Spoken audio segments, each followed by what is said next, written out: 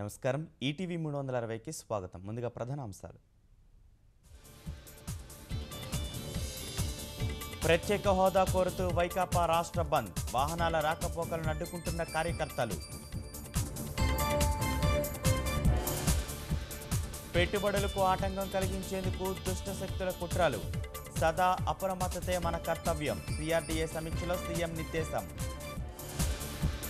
నేడు విజయవాడలో రాష్ట్ర మంత్రివర్గ సమావేశం, అక్రమాస్తుల స్వాధీన చట్టం, అసైన్డ్ క్రమబద్ధీకరణపైనే చర్చ.